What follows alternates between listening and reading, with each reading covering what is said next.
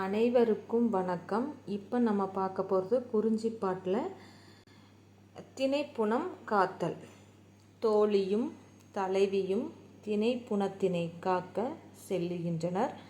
அவர்கள் பரன்மேல் இருந்து தட்டை, குளிரு, கவன் போன்ற கருவிகளால் கிளி முதலியவற்றை ஓட்டிக்கொண்டு இருந்தனர்.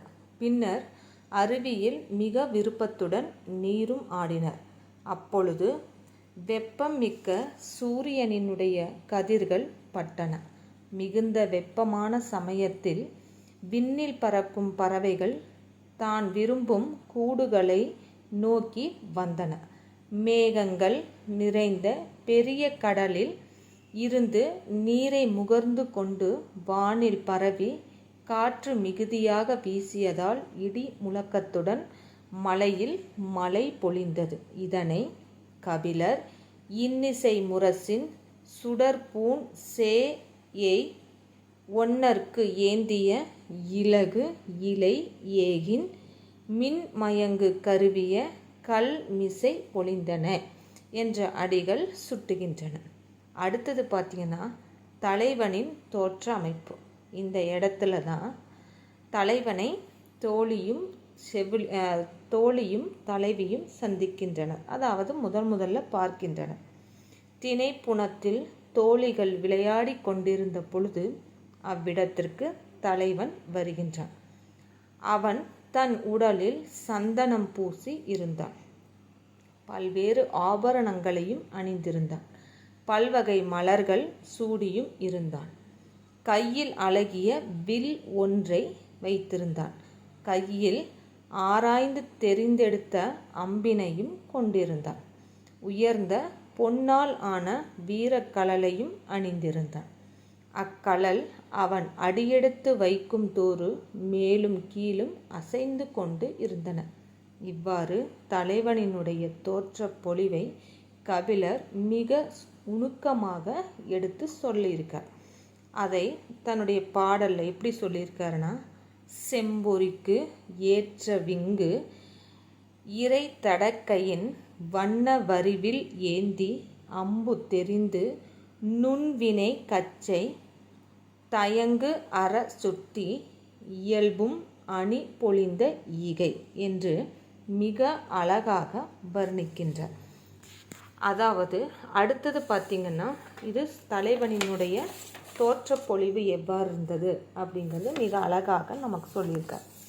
அடுத்தது தலைவனினுடைய வருகையும் பேச்சும். தோழியையும் தலைவியையும் பார்த்த உடனே பக்கத்தில் நெருங்கி வந்து பேச ஆரம்பிக்கிறார். திணைப்புணத்தில் சினம் கொண்டு பற்களையும் ஊறிய நகங்களையும் உடைய நாய்கள் இரு பெண்களையும் வளைத்து கொண்டு நெருங்கி வந்தன. பயத்தில் பெண்கள் நடுங்கி அவ்விடத்தை விட்டு வேறொரு இடத்திற்கு செல்ல முயலுகின்றன. அப்பொழுது காளையை வென்ற செருக்குடன் தலைவன் நின்றான். மென்மையாகவும் இனிமையாகவும் அவர்களுக்கு ஏற்றவாறு பேசினான். கூந்தலின் அழகை புகழ்ந்தான். அதற்கு அவர்களிடம் இருந்து பதில் ஒன்றும் கூறாமல் நின்றிருந்தனர். அதனால் ஏமாற்றத்தினால் கலங்கி என்னோடு பேசுதல் உங்களுக்கு பழி ஆகுமோ என்ற செய்தியை கேட்கிறான். பின்பு பயமுறுத்திய வேட்டை நாய்களை அடித்து ஓட்டினான். அப்பொழுது மதம் கொண்ட யானை ஒன்று மரத்தை முறித்து கொண்டு அவர்கள் இருந்த திசையை நோக்கி வந்தது. தாங்கள் உயிரை காத்து கொள்ள நாணத்தை விட்டு மயில் போல நடுங்கி தலைவனிடம் சென்றனர். அடுத்தது பார்த்திங்கன்னா, தலைவனினுடைய செயல் எவ்வாறு, அந்த இடத்துல அவன் என்ன சொல்லி அவர்களை காப்பாற்றுறான் அப்படிங்க. தலைவன் தன் அம்பினை எடுத்து யானையின் முகத்தில் படும்படி அழகாக எய்தினான். அதனால் யானை இரத்தத்து காயத்தோடு அங்கு நிற்காமல் சென்று விட்டது. அப்போது அவ்விடம் முருகனுக்கு மகளிர் வெறியாட்டு நிகழ்த்திய இடம் போல காட்சி அளித்தது. பின்பு அவர்கள் கைகோர்த்து தலைவனை சுற்றி நின்றனர். அப்போது ஆற்று வெள்ளத்தில் அலைகள் மோதி இடிக்கும் கரையில் நின்ற வாழை மரம் போன்று நடுங்கினார்கள். உடனே தலைவன், அழகிய கூந்தலை உடையவளே, தடுமாறாதே, எதற்கும் அஞ்ச வேண்டாம் என தலைவியை நோக்கி கூறினான். உன்னுடைய அழகை நான் அடைவேன் என்று கூறி தலைவியின் நெற்றியை துடைத்து இந்த களவு வாழ்க்கை நீள வேண்டும் என விருப்பம் கொண்டான். அப்பொழுது இயல்பான நாணமும் அச்சமும் தலைவிக்கு தோன்ற அவனிடமிருந்து விலக முயன்றாள். ஆனால் தலைவியை விடவில்லை தலைவன். மேலும் அவன் தன் உள்ளத்தில் இருந்த திருமண வேட்கையை எடுத்து கூறுகின்றான். நன்றி, வணக்கம்.